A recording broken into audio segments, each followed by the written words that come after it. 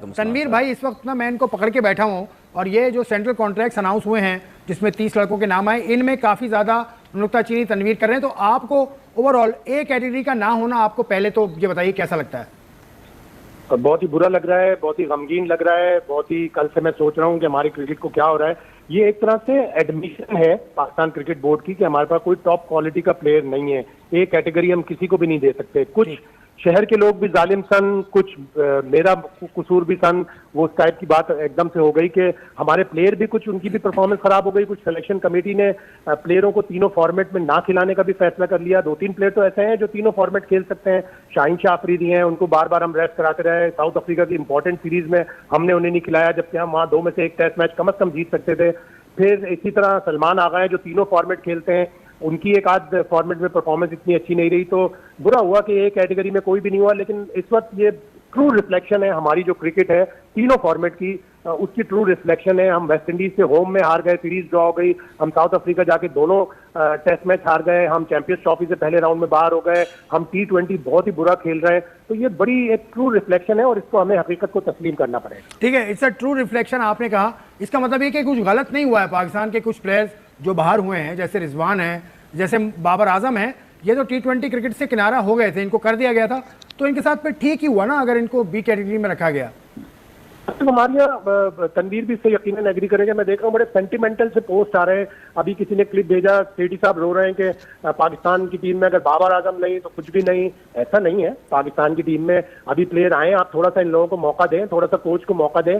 बाबर आजम को दरअसल पहली दफा उसके करियर में किसी कोच ने ये पब्लिकली बताया है कि तुम स्पिन पे हल्के हो, तुम्हारा स्ट्राइक रेट कम है।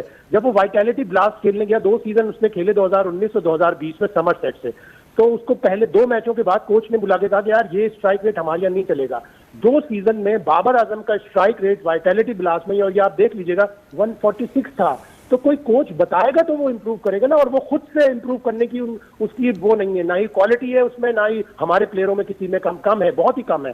तो उसने जब वाइटैलिटी ब्लास्ट में 146 अपना स्ट्राइक रेट कर लिया तो पाकिस्तान टीम में भी करता, लेकिन कोच जितने आते थे वो उसके नीचे लग के काम करते थे, वो ऊपर से नहीं आते थे। वो कभी भी बाबर आजम के पास जाके कहते नहीं थे, और ना ही बाबर आजम ने कभी किसी बड़े प्लेयर से, 2 प्लेयरों से उसका शायद कॉन्टैक्ट रहता है, रमीज राजा और इंजमाम उल हक की। वो साया में भी था और इंजमाम वो साये में भी था।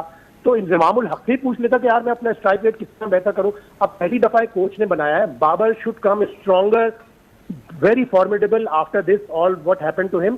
अब वो जाए, डोमेस्टिक क्रिकेट खेले, दिसंबर में शायद हमारे चैंपियंस कप T20 टूर्नामेंट है, फिर वाइटैलिटी, फिर ये बिग बैश है, जाए और स्ट्रांग बन के आए, अपने आप को इंप्रूव करे। टैलेंट अनक्वेश्चनेबल है बाबर आजम का, लेकिन एटीट्यूड, अप्रोच क्वेश्चनेबल है। शाहिद भाई, मेरा सवाल ये है कि एक तो ये मुझे बताएं कि ये जो माइक हैसन कहते हैं कि जी स्पिन पे ये हल्के हैं, तो क्या जिस प्लेयर ने 4,500 रन 38, 50, 300 किए हुए और अपनी कंडीशन में खेलता है, क्या वो स्पिन पे हल्का है? दूसरी चीज़, न्यूजीलैंड की टीम का जो भी कोच है, मैं इस वजह से न्यूजीलैंड का नाम लिया क्योंकि माइक हैसन न्यूजीलैंडर है, न्यूजीलैंड की टीम का जो भी कोच है, क्या उनको हमसे ज़्यादा इन चीज़ों का पता नहीं होगा कि स्ट्राइक रेट क्या होता है, आजकल की दौर की क्रिकेट क्या होती है? तो क्या डेरिल मिचेल हमें नजर आता है छक्के चौके मारते हुए वहाँ पे? ये मुझे 2 बातों का जरा आप जवाब दें, प्लीज़ दे दें।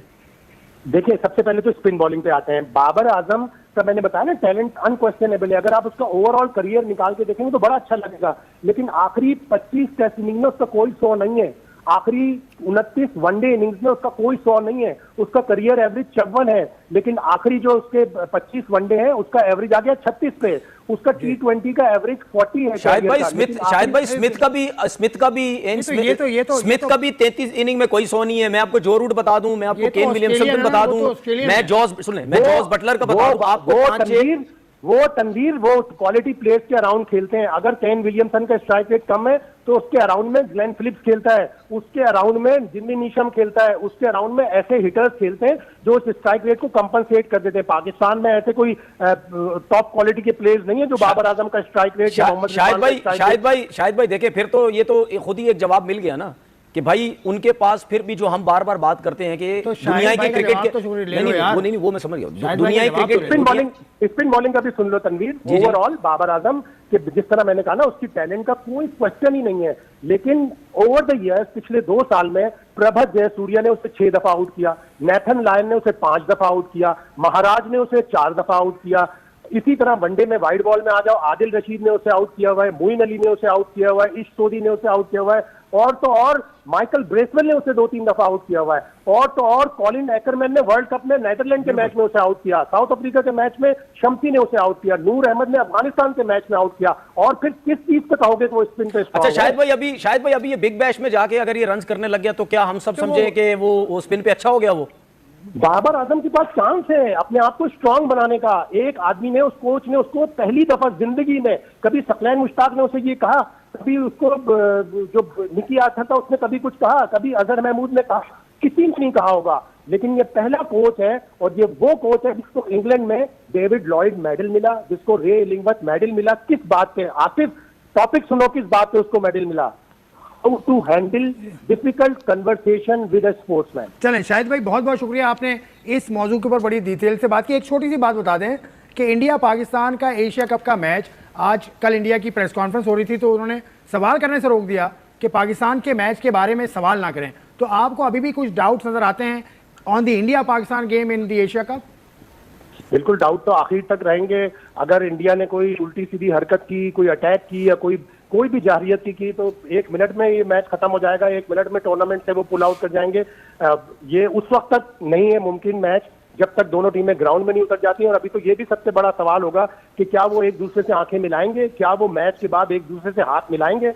नहीं मिलाएंगे। तो उनके बाजू में दम ही नहीं है कि वो किस तरह सामने वाले बॉलर्स को खेलेंगे, किस तरह बुमराह को खेलेंगे, किस तरह मिचेल स्टार्क को खेलेंगे। पहले दम तो लाओ अपने बाजू पे, तो यकीन रखो कि मैंने परफॉर्म करना है, मैं अल्लाह ताला मुझसे परफॉर्म कराएगा, मैं कोशिश करूंगा। यहाँ पे परफॉर्मेंस की कोशिश नहीं कर रहा है, टेलीफोन की कोशिश कर रहे हैं, यार मेरा ऊपर से डंडा हो जाए, फोन किसी को करा दूं, मैं टीम में आ जाऊं। इस तरह तो पाकिस्तान की टीमें बन रही हैं, फ्रेंचाइज क्रिकेट जो है उसमें भी यही हो रहा है। तो कहां से बेहतर होगी क्रिकेट यार? और जो ये सोशल मीडिया वाले हैं, मुझे अफसोस होता है उनपे कि वो, मतलब मैंने एक चीज बोली कि बाबर आजम 3 छक्के नहीं मार सकता सीधे फास्ट बॉलर, सही है। वो लोगों ने प्रोग्राम कर दिए। अरे भाई पहले पूछ तो लो मैंने बोला क्यों है। और बाबर मेरे साथ इन टच है अभी तक। उसने मुझे अपनी वीडियोस भेजी कि मैं ये प्रैक्टिस कर रहा हूँ बॉलिंग मशीन पे। मैंने पागल हो तो बॉलिंग मशीन का तो पता ना, यहाँ पे आईटी टिप्पा मार दो आंख बंद करके।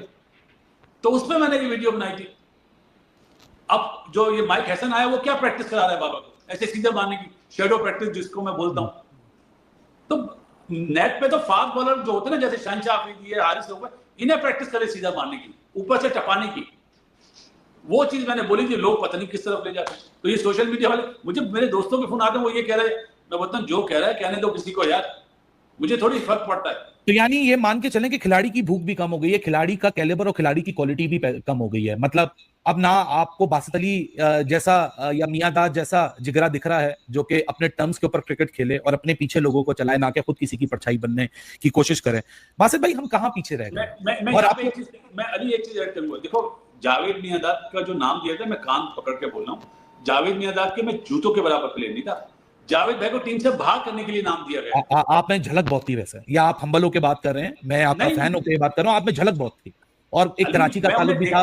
कराची वाले जिस तरह कलाइयों का इस्तेमाल करते हैं, आपका जो रिस्क वर्क था वही तरह खूबसूरत था कि लोग मेरे ख्याल से गलत नहीं आपको मुशावरत करते थे आपकी। हाँ, लेकिन मुझे जो नाम दिया गया था ना पहले ही सीरीज में, वो इसलिए कि जावेद भाई को टीम से हटाया जाए। ये वो माइंडसेट था, लोगों को नहीं पता। और जावेद भाई को हटा दिया गया था, फिर हटा दिया गया था। ये भी किया है। देखो मैं तो रहा हूं ना यार, पहले टूर पे मैंने जावेद भाई को रोते हुए देखा है आंसुओं से यार। उनके साथ कितनी बड़ी जातियां करते थे यार। मुझे ये बोला गया कि उन्हें प्रैक्टिस नहीं कराओगे, थ्रो डाउन नहीं करोगे। मैं बोलता चल भाई चल भाग, जो तुम कर सकते हो कर लेना। तो दम होना चाहिए। हम सिफारिशी प्लेयर थोड़ी थे यार। अभी अपने बाजुओं पे खेल कर आए थे। अभी जो बातें करते हैं किसी के टेलीफोन करने से थोड़ी करते हैं। जो हमने देखा है ये सफेद बाल जो करें क्रिकेट खेल के, वो बातें हम करते हैं।